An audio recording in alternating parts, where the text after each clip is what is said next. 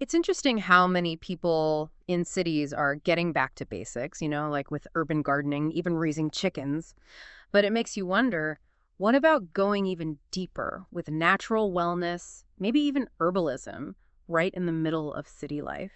And especially for women, how does this whole thing work when you're surrounded by concrete? Not exactly a nature retreat, Ro. Yeah. And you're hitting on something really fascinating there. This whole trend ties into this bigger idea of women reclaiming this role they've had for centuries as healers. Think about it. Throughout history, if you need an herbal remedy, help with childbirth, any kind of holistic health practice, women were the ones who held that knowledge. And it's like we're rediscovering that ancient wisdom now, realizing, hey, this is incredibly relevant to how we live today. Totally. I've been getting more and more curious about natural living, herbalism, all of that. But I gotta be honest, trying to find that kind of tranquility in the city amidst the skyscrapers and all the noise, it feels, I don't know, kind of impossible. You know what I mean? Like, how practical is this stuff really when you're dealing with city life? I think a lot of people get tripped up by this idea that natural living means this total drastic change. Like you have to ditch everything, move to a cabin in the woods, completely overhaul your life.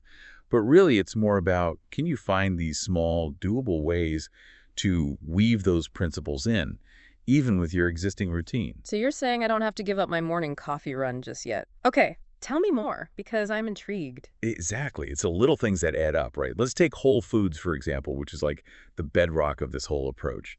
Even in a city with a million food choices, it's easier than you think to swap that processed snack for an apple. Or Or how about choosing a nourishing grain bowl instead of that greasy takeout you're craving? makes sense. So it's not this big scary change, it's more about making conscious decisions as you go about your day. What about the mental side of things? Because honestly, finding inner peace in the city can feel like searching for a parking spot on a Saturday afternoon. Exactly. And that's why being proactive is key. Think about mindfulness, meditation, those practices. They're like your secret weapon against that constant go, go, go energy. Even if it's just 5 minutes on your commute, close your eyes, breathe deep, or a quick walk in a park at lunch, it resets your nervous system. Love that. Hitting the pause button on the city's craziness, even for a minute, it makes a difference. But what about sustainability? Because that feels like a whole other challenge in an urban environment. How do we make that fit in?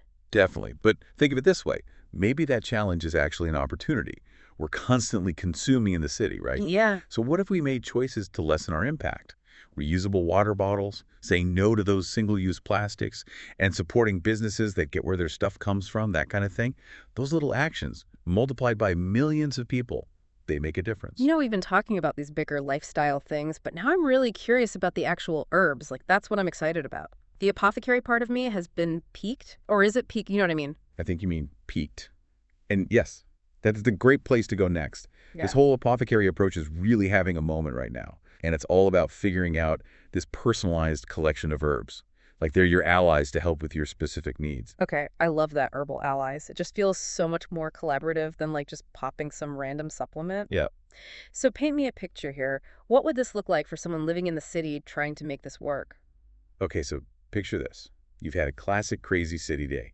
Deadlines looming, subway delays the works, and you get home and you are wired. But instead of pouring a glass of wine or getting sucked into your phone, you brew a cup of chamomile tea.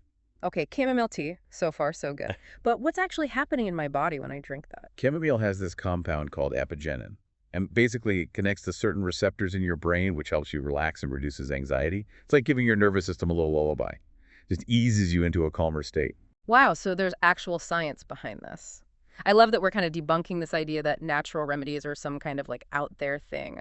But what about those days when even chamomile isn't going to cut it? Asking for a friend, of course. Oh, I hear you. For those moments when you need serious backup, there's valerian root.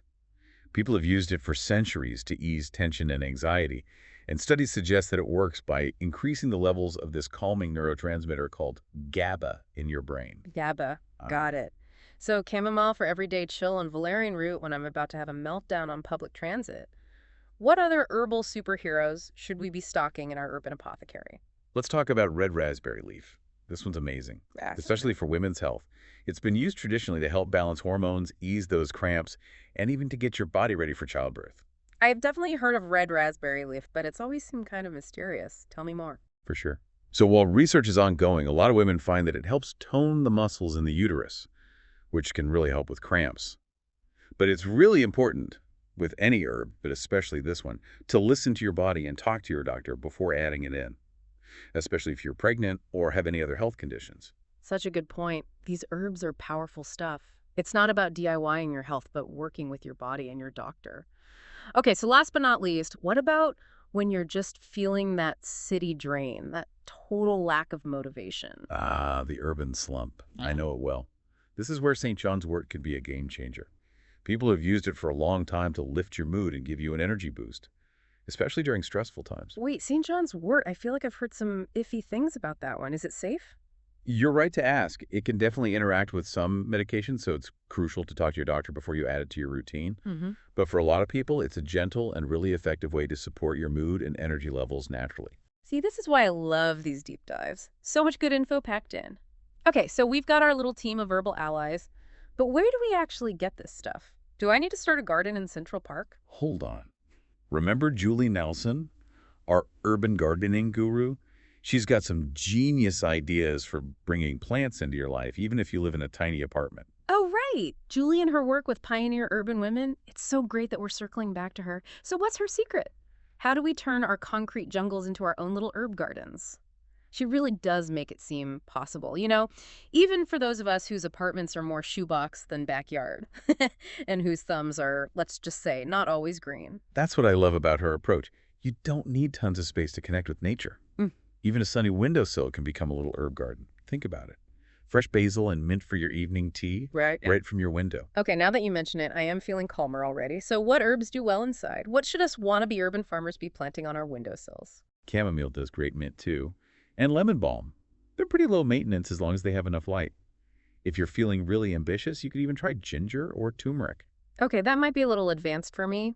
I think I'll stick with the beginner herbs for now. You mentioned teas and tinctures. Can we make those ourselves at home? Totally. Making your own herbal infusions is surprisingly easy. You can just steep fresh or dried herbs in hot water for tea, or you can make a tincture, which is stronger. You steep the herbs in alcohol or glycerin for a few weeks. Uh-huh. I knew there was a reason I hung on to that vodka. So we're really tapping into this ancient knowledge here, making our own natural remedies with stuff you can basically find anywhere. It's kind of amazing. Right. And it's not even just about that practical side. Remember, we're also talking about reconnecting with nature, taking charge of our own well-being. Even if you don't have the space for a garden or the time for all that, there are still so many ways to bring a little nature into your city life. It's bigger than the herbs themselves then. It's like a whole different way of thinking. Exactly. It's about finding these little pockets of peace when everything's chaotic. It's about paying attention to your body and what it needs. And it's about really believing in the power of nature to heal us, to nourish us, to make us feel strong, even in the middle of the city. So well said. And I don't know about you, but I feel like so often we're searching for that quick fix, that magic solution. And really the answers have been here all along, right? Growing Yeah. in the earth, passed down through generations. We just have to slow down enough to notice them. Couldn't agree more. Sometimes the biggest changes come from the simplest things, just taking care of yourself and connecting with something bigger. Absolutely. So here's something to think about.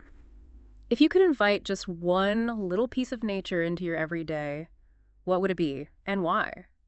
Maybe it's that walk in the park we talked about, or a cup of herbal tea, or even just taking a minute to watch the sunset. It doesn't have to be complicated, but it might just make all the difference. That's it for us on the deep dive today, but keep exploring, keep learning, and I'll catch you next time.